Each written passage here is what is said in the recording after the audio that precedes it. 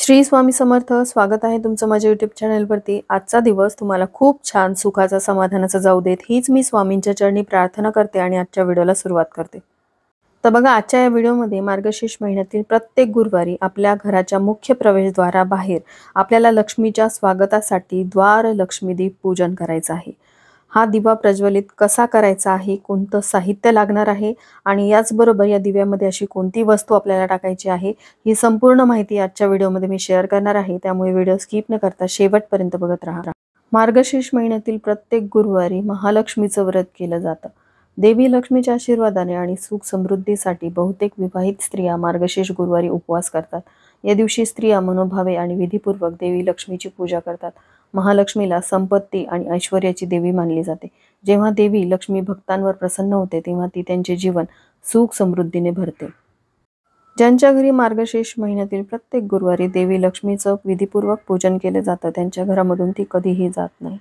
तर देवी लक्ष्मीला आपल्या घराकडे आकर्षित करण्यासाठी, तिला आपल्या घरामध्ये स्थिर ठेवण्यासाठी आपल्या घराच्या मुख्य प्रवेशद्वाराबाहेर आपल्याला द्वार लक्ष्मीदीप पूजन करायचं आहे. तर हे लक्ष्मीदीप पूजन तुम्ही प्रत्येक गुरुवारी करायचं आहे. तर बघा, मार्गशीर्ष महिन्यातील प्रत्येक गुरुवारी सकाळी लवकर उठून अंगण स्वच्छ झाडून घ्यायचं, हळदीच्या पाण्याने सडा टाकायचा, त्यानंतर आपली देवपूजा करायची. देवपूजा झाल्यानंतर उंबरठ्याचं पूजन करून घ्यायचं आणि मार्गशीर्ष गुरुवारच्या व्रताची पूजाविधी करण्याआधी द्वार लक्ष्मीदीप पूजन करून घ्यायचं आहे. यामुळे देवी लक्ष्मीला आपण आपल्या घरामध्ये येण्यासाठी आमंत्रण देत असतो. देवी लक्ष्मी आपल्या घराकडे आकर्षित होत असते. तर बघा, हे द्वार लक्ष्मीदीप पूजन आपल्याला नेमकं कुठं करायचं? ज्यावेळेस आपण आपल्या घरामध्ये बाहेरून आत येतो त्यावेळेस आपल्या हाताची उजवी बाजू, तिथे आपल्याला द्वार लक्ष्मीदीप पूजन करायचे. मार्गशीर्ष महिन्यातील गुरुवारी आपण उंबरठ्यावरती हळदीचं लेपन करणार आहोत. त्याच हळदीने आपल्याला थोडीशी जागा गोलाकार आकारामध्ये सारून घ्यायची आहे. या हळदीमध्ये मी थोडंसं गोमूत्र आणि गंगाजल मिक्स केलेलं आहे. मार्गशीर्ष गुरुवारी तुम्हाला अशा कोणत्या 2 गोष्टी करायच्या आहेत, यावरचा जो व्हिडिओ तुमच्यासोबत मी शेअर केला होता, त्या व्हिडिओवरती मला बऱ्याचशा कमेंट आल्या होत्या की ताई, आमच्यासोबत द्वार लक्ष्मीदीप पूजनाचं सर्व विधी शेअर करा, आम्हालाही ते पूजन करायला आवडेल. तर मैत्रिणींनो, तुम्ही हा व्हिडिओ बघत असाल तर कमेंट करून मला नक्की सांगा आणि हा व्हिडिओ पूर्ण बघा, जेणेकरून तुम्हाला संपूर्ण माहिती मिळेल. तर बघा, हळदीचं लेपन जिथं केलं होतं ते लेपन पूर्ण सुकल्यानंतर त्यावरती आपल्याला तांदळाच्या पावडरनी आपल्याला लक्ष्मीची पावलं काढायची आहेत. आता माझ्याकडे हा साचा आहे रांगोळीचा, ज्यावरती लक्ष्मीची पावलं काढलेली आहेत. त्या साच्याचा तुम्ही वापर करू शकता किंवा हाताने तुम्हाला लक्ष्मीची पावलं काढायची आहेत. तांदूळ जे आहेत ते समृद्धीचं प्रतीक मानले जातात. देवी लक्ष्मीला आपल्या घराकडे आकर्षित करण्यासाठी तिला प्रिय असणाऱ्या तांदळाच्या पिठाने आपण जर हे पावलं काढले तर आपल्या घराकडे देवी लक्ष्मी आकर्षित होते. आपल्या घरामध्ये ती अखंड स्थिर राहण्यासाठी मदत होते. आता तांदळाचं पीठ तुमच्याकडे नसेल तर थोडेसे तांदूळ तुम्हाला घ्यायचे आहेत. ते स्वच्छ धुवून घ्या, वाळत घाला आणि नंतर मग मिक्सरमध्ये बारीक फिरून घ्या. एका गाळणीने त्याचं छानसं पावडर तयार करा. जेही तुम्ही साचा वापराल त्या साच्यामधून हे पावडर खाली पडेल अशा प्रकारचं फाईन पावडर तुमच्याकडे असलं पाहिजे. बरंचसं पावडर तुम्ही तयार करून ठेवलं तर प्रत्येक गुरुवारी तुम्हाला याचा वापर करता येईल आणि अशा प्रकारे तुम्हाला द्वार लक्ष्मीदीप पूजनही करता येईल. जर तुम्ही प्रत्येक गुरुवारी अशा प्रकारे द्वार लक्ष्मीदीप पूजन करणार असाल तर येणाऱ्या प्रत्येक गुरुवारी तुम्हाला अशाच प्रकारे द्वार लक्ष्मीदीप प्रज्वलित करावा लागेल. तर बघा, यंदा आपल्याला मार्गशीर्ष गुरुवारची पूजा करण्यासाठी 5 गुरुवार मिळालेले आहेत. एखाद्या गुरुवारी जर तुमचा मासिक धर्म आला, अचानक तुम्हाला सुतक पडलेला असेल तर तो गुरुवार स्किप करायचा आणि येणाऱ्या प्रत्येक गुरुवारी तुम्हाला अशाच प्रकारे द्वार लक्ष्मीदीप पूजन करायचं आहे. तर इथे तुम्ही बघू शकता, हळदीच्या लेपनावरती मी तांदळाच्या पावडरनी लक्ष्मीची पावलं काढलेली आहेत. आता तांदळाच्या पावडरनी जरी लक्ष्मीची पावलं काढली तरी ती पांढरी आपल्याला ठेवायची नाहीत. त्यावरती हळदी कुंकू वाहून घ्यायचं आहे. जसं तुम्ही नेहमी बघता की तांदूळ जे आहेत ते आपण कधीच पांढरे पूजेमध्ये वापरत नाही, त्यावरती आपण हळदी कुंकू वाहून घेतो. अगदी त्याच प्रकारे ह्या पावलांवरती देखील आपल्याला हळदी कुंकू वाहून घ्यायचं आहे. आता द्वार लक्ष्मीदीप प्रज्वलित करण्यासाठी आपल्याला एक कलश घ्यायचा आहे. कलशावरती आपल्याला अष्टगंधाने म्हणा किंवा हळदीने किंवा हळदी कुंकू अष्टगंध मिक्स करून स्वस्तिक काढायचं आहे. शक्यतोवर पिवळ्या अष्टगंधाने स्वस्तिक काढायचं आहे आणि यावरती 2 उभ्या रेषा काढायच्या आहेत. स्वस्तिक हे शुभचिन्ह श्रीहरी श्री विष्णूंचं प्रतीक मानलं जातं आणि जिथे श्रीहरी श्री विष्णूंची सेवा उपासना केली जाते तिथून देवी लक्ष्मी कधीही जात नाही. आता कलश तांब्याचा घ्या, पितळेचा घ्या किंवा तुम्ही स्टीलचा घेतला तरीही चालेल. आता त्यावरती हळदीने स्वस्तिक काढल्यानंतर 5 उभ्या रेषा काढायच्या आहेत. त्यावरती कुंकू लावून घ्यायचं आहे. आता हा कलश जो आहे तो पाण्याने पूर्ण भरून घ्यायचा आहे. आता या कलशामध्ये आपल्याला 1 रुपयाचं नाणं, सुपारी टाकायची आहे आणि त्यासोबतच आपल्याला हळदी, कुंकू, अक्षदा, फूल अर्पण करायचं आहे. आता तुमच्याकडे आंब्याची पानं असतील तर आंब्याची पानं या कलशामध्ये तुम्ही घालू शकता. आंब्याच्या 5ही पानांना तुम्हाला अष्टगंध वरती कुंकू लावून घ्यायचं आहे आणि जर तुमच्याकडे आंब्याची पानं नसतील तर नागवेलीची पानं तुम्ही वापरू शकता. त्यावरती देखील अशाच प्रकारे अष्टगंध आणि कुंकू लावून घ्यायचं आणि ही 5 पानं 5 दिशेला आपल्याला या कलशामध्ये ठेवायची आहेत. आता या कलशावरतीच आपल्याला लक्ष्मीदीप प्रज्वलित करायचा आहे. त्यासाठी एका प्लेटमध्ये तांदूळ घ्यायचे आहेत. त्यावरती हळदीने अष्टदल कमळ काढून घ्यायचं आहे. किंवा तुम्ही तांदळाने अष्टदल कमळ काढू शकता. त्यावरती हळदी कुंकू वाहून घेऊ शकता. आता ही जी प्लेट आहे मी या कलशावरती ठेवलेली आहे. तुम्ही बघू शकता लक्ष्मीच्या पावलाच्या समोरच आपल्याला हा दीप प्रज्वलित करायचा आहे. आता तांदळाच्या राशीवरती आपल्याला दिवा प्रज्वलित करून ठेवायचा आहे. दिवा तुम्ही कोणत्याही धातूचा घेऊ शकता किंवा मातीचा घेतला तरीही चालेल. त्या दिव्यामध्ये तुम्हाला तिळाचं तेल घालायचं आहे. तिळाचं तेल किंवा शुद्ध गाईचं तूप तुम्ही घालू शकता. तिळाचं तेल नसेल तर देवपूजेसाठी तुम्ही जे तेल वापरता ते घातलं तरीही चालेल. आता यामध्ये 2 जोडवाती घालायच्या आहेत आणि तो दिवा प्रज्वलित करायचा आहे. दिव्याचं आपल्याला हळदी, कुंकू, अक्षदा, धूप, दीप आणि फुलं अर्पण करून पंचोपचार पूजन करून घ्यायचं आहे.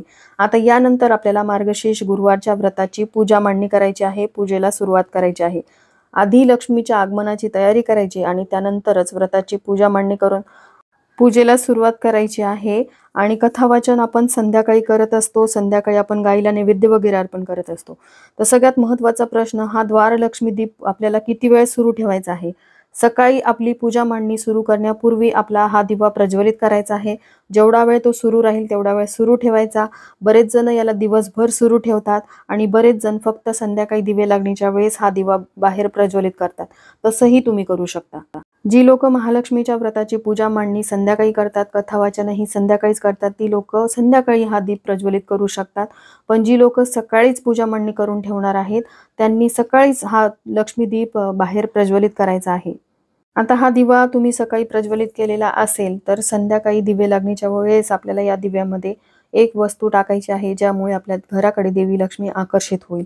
ज्यावेळेस आपण कथा वाचनाला सुरुवात करू त्याआधी हा दिवा प्रज्वलित करून तुळशीसमोरील दिवा प्रज्वलित करायचा आहे. धूप अगरबत्ती लावून घ्यायची आहे. उंबरठ्याचं पूजन करायचं आहे.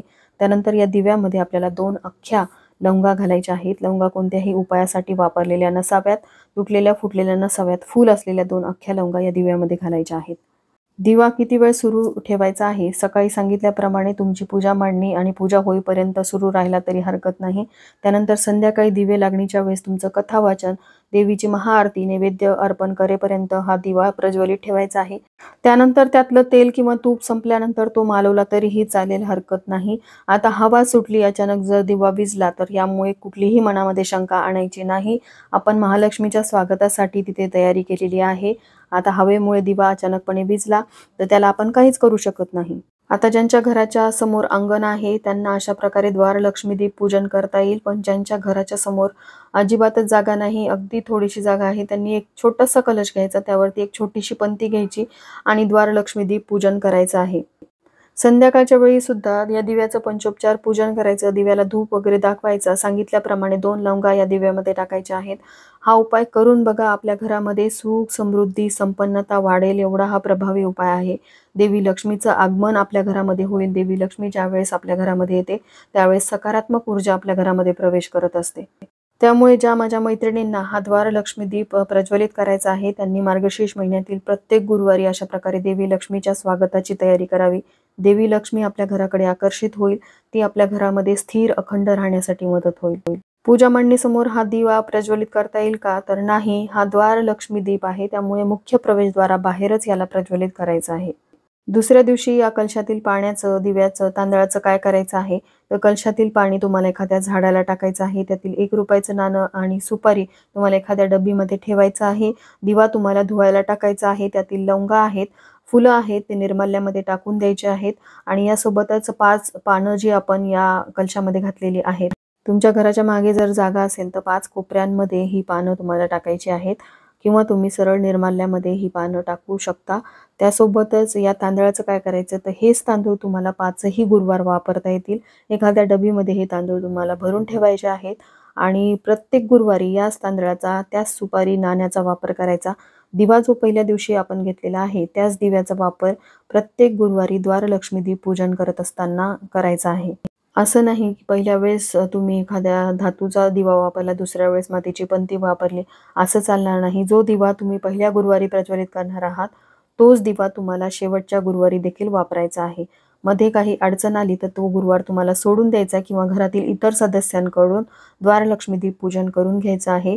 जरी तुमच्या घरामध्ये अडचण असली तरी देवी लक्ष्मी आपल्या घरामध्ये रोज येत असते. दिवे लागणीच्या वेळेस हा द्वारलक्ष्मी दीप जर आपल्या घरासमोर दिसला तर ती नक्कीच प्रसन्न होते, आपल्या घराकडे आकर्षित होते.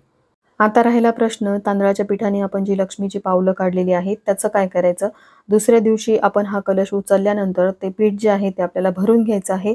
एखाद्या झाडाखाली हे पीठ टाकायचं, त्यावरती कलशातलं पाणी टाकायचं. अशा प्रकारे त्या तांदळाच्या पिठाचं विसर्जन करायचं आहे. मार्गशीर्ष महिन्यामध्ये प्रत्येक गुरुवारी पुरेल एवढं तांदळाचं पीठ तुम्ही आधीच तयार करून ठेवा आणि अशा प्रकारे द्वारलक्ष्मी दीप पूजन करून लक्ष्मीला आपल्या घराकडे आकर्षित करा. तर चला, झालेली सेवा मी स्वामींच्या चरणी अर्पण करते. इथेच व्हिडिओचा एंड करते. व्हिडिओ आवडला असेल, हेल्पफुल वाटला असेल तर लाईक, शेअर, सबस्क्राईब करा. भेटूया तशाच एका नवीन व्हिडिओसोबत. तोपर्यंत सर्वांना श्री स्वामी समर्थ.